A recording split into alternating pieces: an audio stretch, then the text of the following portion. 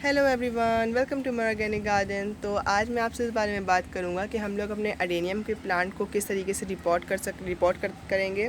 और जब हम लोग अडेनियम को रिपोर्ट करेंगे तो उसके लिए जो नई मिट्टी है वो कैसे बनाई जाएगी। तो ये मेरा अडेनियम का प्लांट है जिसका आप देख सकते हैं कॉर्डेक्स काफ़ी ज़्यादा मोटा है, बिकॉज मेरा प्लांट जो है काफ़ी पुराना प्लांट है। और इसके ऊपर एक मेरा दूसरा प्लांट गिरने की वजह से ये अपने पॉट से उखड़ गया था, और जो कि उखड़ गया था और उसके बाद मुझे इसको रिपोर्ट करना था। तो अब इसका जो स्पॉट में लगा था इसके लिए काफ़ी छोटा पड़ रहा था, तो मैं अब इसके लिए नया पॉट लाया हूँ जिसका साइज़ 12 इंचज़ का है। इसकी लेंथ कम है और जो इसका ऊपर का ये वाला सरकमफ्रेंस है इसका साइज़ बड़ा है। तो अडेनियम से प्लांट्स को आप इस तरीके के पॉट्स में लगाते हैं तो बहुत अच्छे से ग्रो करते हैं, जिनका मुँह बड़ा हो और गहराई कम हो। इससे पहले देखिए जैसे मेरे जिस पॉट में ये लगा था उसकी भी देखिए गहराई बहुत कम थी। तो ये देखिए इसकी गहराई बहुत ज़्यादा कम थी और इसका मुंह लेकिन बड़ा था। ये एक कोने में लगा हुआ था। इससे पहले जब ये छोटा प्लांट था तब मैंने इसको इसमें लगाया था, लेकिन जबकि अब ये बड़ा हो गया है इसलिए मुझे इसको और बड़े में लगाना पड़ेगा। तो फिर मैं आज इसकी आपको सब कुछ इन्फॉर्मेशन दूँगा। तो फ्रेंड्स, अडेनियम को रिपोर्ट करने से पहले जो सबसे इम्पॉर्टेंट काम है वो ये है कि सबसे पहले तो मैं इसको दिखाऊँ निकाल के, तो फिर आपको अच्छे से समझ में आएगा। तो ये लीजिए, ये मैंने निकाल लिया इसको।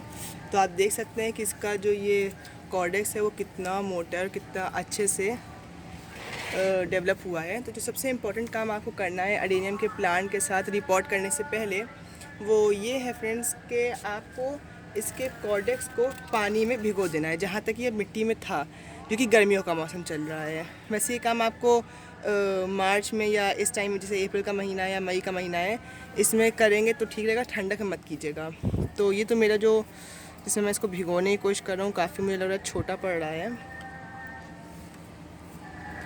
तो देखिए ये इसके लिए बहुत ज़्यादा छोटा पड़ रहा है, तो अब मैं इसको इसमें लगा दूँगा। तो मैं इसमें इस पानी को अब पलट दे रहा हूँ इस तरीके से। ये देखिए, तो ये जो पूरा इसका कॉर्डेक्स था, अब इसको मैं नीचे का जिसका जितना हिस्सा था, देखिए जो ये नीचे वाली पूरी रूट्स वाला हिस्सा था इसको मैंने पानी में डुबो दिया। जो ऊपर का हिस्सा था उसको आपको नहीं डुबोना है, जितना नीचे की छोटी वाली जड़ें थी इनका भी अंदर जाना ज़रूरी है। तो ये काम आपको सबसे पहले अपने अडेनियम के साथ करना है जब आप उसको रिपोर्ट करने लगी। तो आप इसको ऐसे ही करके मैं इसको 15-20 मिनट या आधा घंटा छोड़ दूंगा, और इतनी देर में अपनी मैं मिट्टी प्रिपेयर कर लेता हूँ। तो अब मैं मिट्टी प्रिपेयर करने के बारे में आपको बताता हूँ। तो मिट्टी प्रिपेयर करने का रेशियो कुछ इस तरीके का है कि सबसे पहले मैंने एक हिस्सा मैं खाद लूँगा और उसमें एक हिस्सा सैंड मिलाऊँगा। सैंड सबसे इम्पॉर्टेंट चीज़ है अडेनियम की पॉटिंग मिक्स बनाने में। सैंड जिसको आप लोग बजरी भी कह सकते हैं या बालू भी कहते हैं, ये कंस्ट्रक्शन के काम में आती है। तो ये जो मिट्टी होती है, सॉरी मिट्टी में क्या, तो ये जो सैंड है इसको एक हिस्सा लूँगा और गोबर की खाद एक हिस्सा लूँगा। जो कि ये देखिए फ्रेंड्स, ये जो मेरी गोबर की खाद है ये बहुत पुरानी और बहुत अच्छे से डिकम्पोज गोबर की खाद है, तो इसलिए गर्मियों के मौसम में मैं इसको ले रहा हूँ। अगर आपके पास गोबर की खाद अच्छे से डिकम्पोज ना हो तो आप वर्मी कंपोज भी ले सकते हैं। अच्छा, मेरे पास ज़्यादा गोबर की खाद नहीं है, तो मैंने आधी गोबर की खाद ले ली है और अब आधी मैं इसमें वर्मी कंपोज डाल दूँगा। तो ये मेरा वर्मी कंपोस्ट का 5 kg का बैग है जिसको मैंने अपनी लोकल नर्सरी से ख़रीदा था। ये मुझे 30 रुपीज़ पर kg पड़ा है। तो अब मैं इसमें तो मतलब इसको जो मेरा जो ये गमला है प्लास्टिक का बाल्टी है इसको मैं मुंह तक इस वर्मी कंपोस्ट से भर दूंगा। यहाँ पे नीचे तक इसमें गोबर की खाद भरी है और बाकी मैं इसमें वर्मी कंपोस्ट से भर दूँगा। आप खाली वर्मी कंपोस्ट ले सकते हैं और खाली गोबर की खाद भी ले सकते हैं।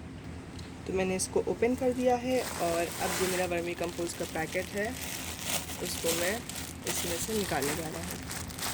तो ये देखिए, ये है वर्मी कंपोस्ट का पैकेट। काफ़ी अच्छी पैकिंग की है इन्होंने। देखिए अंदर से भी सील है और बाहर से भी सील था और अब यहाँ अंदर से भी सील है।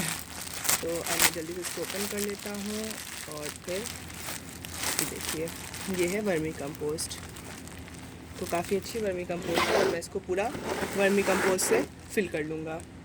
तो मैंने इसको वर्मी कंपोस्ट से फिल कर दिया है और ये मैंने इसको यहाँ पलट दिया।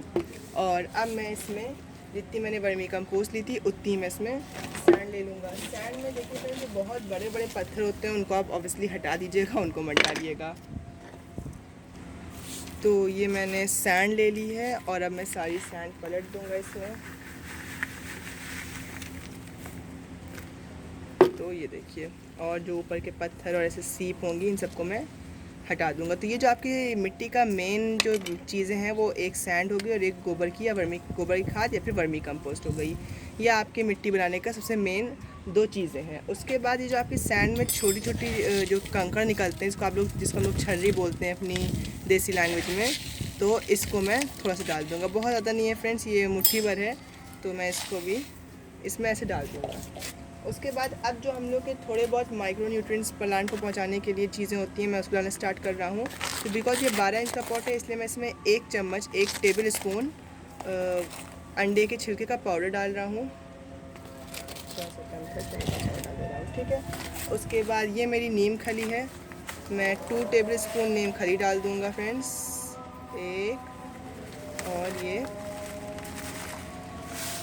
दूसरी टेबल स्पून, ये 2 टेबल स्पून आपकी नीम खली हो गई। और ये बोन मील है, ये मेरे पास ज़्यादा बची नहीं है, मैं देखूँ कितनी निकलती है, उतनी मैं पूरी डाल दे रहा हूँ। तो ये भी वैसे 2 टेबल स्पून ही डालनी है। तो ये सारी चीज़ें डल गई जो ज़रूरी चीज़ थी। अब इसमें एक जो दूसरी चीज़ डालनी है वो है मिट्टी। और जिस कंटेनर से मैंने इसमें सैंड डाली थी उसका आधा मैं मिट्टी ले लूँगा। तो ये मेरी गार्डन की नॉर्मल सॉइल है, इसको मैं अपने प्लांट्स के लिए प्रिपेयर करता हूँ, तो ये मैं आधी डाल रहा हूँ इसमें।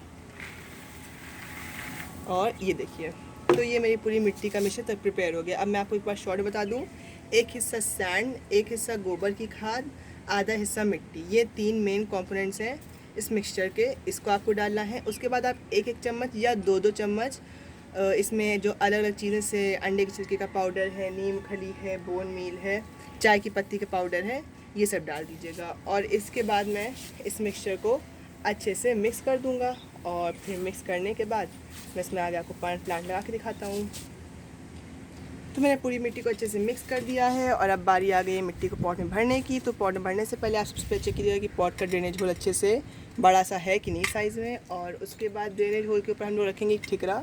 तो ये बेसिकली ठिकरा होता है जिसको हम लोग इस तरीके से रखते हैं, ताकि जब इसको ये ऐसे रहता है ताकि बीच में थोड़ा सा स्पेस रहे पानी के निकलने का। तो ये देखिए अच्छे से रख गया है। और मैं 1-2 और रख दूँगा अगल बगल छोटे साइज़ के, ताकि मिट्टी कहीं से ना निकले जो मैंने बनाई। बिकॉज ये थोड़ा सा बहुत फ्री फ्लोइंग मिट्टी बनी है सैंड की वजह से, इसलिए मैं इसको थोड़ा सा अच्छे से कवर कर रहा हूँ। ये देखिए।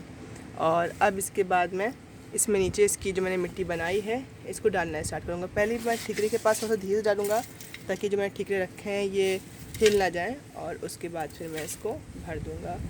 और एक चीज़ का पूरा ध्यान रखिएगा फ्रेंड्स कि कुछ लोग ये ऐसा भी करते हैं कि ठिकरे को रखने के बाद एडेनियम रिपोर्ट करने के दौरान नीचे उसमें एक, जैसे मैंने आपको भी कंकड़ दिखाए थे छोटे छोटे, उसकी एक लेयर बिछा देते हैं। तो आप वैसे भी कर सकते हैं, कोई शर्त नहीं है कि आपको वैसे नहीं करना है, बट बिकॉज मुझे उसको करना बहुत इम्पॉर्टेंट नहीं लगता है तो इसलिए मैं वो नहीं कर रहा हूँ और डायरेक्ट मिट्टी भर रहा हूँ जो मैंने इसकी प्रिपेयर की है। और जो एक बहुत ही ज़रूरी रूल होता है अडेनियम को रिपोर्ट करने के टाइम, वो ये होता है कि जब भी आप अडेनियम को रिपोर्ट करते हैं तो जितना गहराई में अडेनियम लास्ट टाइम लगा होता है उससे थोड़ा सा ऊपर उठा के उसको रिपोर्ट करते हैं। तो जैसे कि मैं अपना अडेनियम आपको ला के दिखाऊँ, ये देखिए, ये मैं अडेनियम पहले इतना पूरा हिस्सा उसका मिट्टी के अंदर था, तो अब मैं इतना हिस्सा मिट्टी के बाहर निकाल दूंगा और सिर्फ इतना हिस्सा मिट्टी के अंदर डालूंगा। अगर ऐसा करने के लिए मुझे इसको किसी चीज़ से सहारा देना पड़ेगा अभी फ़िलहाल के लिए, तो मैं सहारा दे दूँगा। बिकॉज़ ऐसा करने से मेरे अडेनियम के जो कॉर्डेक्स है उसका साइज़ काफ़ी अच्छे से बढ़ेगा। तो ये देखिए मैंने इसको ऐसे ऊपर की तरफ रख दिया है और अब मैं इसकी को मतलब और गहरा नहीं करूँगा और इसी में ये मिट्टी भर दूँगा। इसको भरने से पहले जो इसकी पुरानी वाली मिट्टी थी फ्रेंड्स, मैं इसकी जो मेन जड़ें हैं उसको उसके इर्द गिर्द ही मतलब उसी मिट्टी से कवर करूँगा, क्योंकि अभी ये रिपोर्ट हुआ है और रिपोर्टिंग शॉक में जाएगा। तो अगर इसको नेटिव मिट्टी इसकी यानी कि जिसमें ये लगा था वो इसके इर्द गिर्द रहेगी तो ये ज़्यादा ईज़िली से सर्वाइव करेगा। तो ये काफ़ी अच्छा तरीका होता है अपने प्लांट को, मतलब डायरेक्ट बहुत ज़्यादा शॉक में प्लांट इससे नहीं जाता है। तो ये जिसका पुराना पॉट था उसी में मैं लगा दूँगा और बस आपकी एडेनियम की जो रिपोर्टिंग थी वो हो गई। इसके बाद जो एक और बहुत ही इंपॉर्टेंट काम आपको करना होता है, किसी भी प्लांट की रिपोर्टिंग आपकी, चाहे वो अडेनियम हो चाहे वो कोई और सा प्लांट हो, वो होता है प्लांट को पानी देना। तो मैं इसके बाद इस प्लांट को पानी दे दूँगा और इस टाइम अपने अडेनियम के प्लांट की आप कटिंग भी कर सकते हैं, काफ़ी अच्छा रहेगा। तो इससे प्लांट कम शॉक में जाएगा और ईज़िली रिपोर्टिंग शॉक को सह लेगा और आपका प्लांट ग्रो कर जाएगा। तो अगर आपको इस टाइप के प्लांट की कटिंग करनी हो तो कटिंग भी कर सकते हैं। फ्रेंड्स, अगर आप बहुत एक्सपर्ट ना हो गार्डनिंग में और आपको ऐसा लग रहा हो कि ऐसा करने से आपके जो अडेनियम का प्लांट है वो मर सकता है इस टाइम मई जून के महीने में, तो आप इस टाइम बिल्कुल ऐसा मत कीजिए। बट बिकॉज मैं थोड़ा सा एक्सपीरियंस हो गया मुझे गार्डनिंग करते करते, तो इसलिए मैं ये काम इस टाइम कर रहा हूँ। तो ये अडेनियम का प्लांट रेडी है और अब मैं इसमें पानी दे दूँगा। तो फ्रेंड्स, अगर आपको मेरी वीडियो अच्छी लगी हो, मेरी इन्फॉर्मेशन अच्छी लगी हो, तो मेरी वीडियो को लाइक कीजिएगा, शेयर कीजिएगा और मेरे चैनल को सब्सक्राइब करना बिल्कुल मत भूलिएगा। Thanks for watching. और ये मेरा अडेनियम का दूसरा प्लांट है जिसको मैंने अपने हाथ खुद से कटिंग से लगाया था, और जिस पॉट में लगा है उसको मैंने अपने हाथ से बनाया था।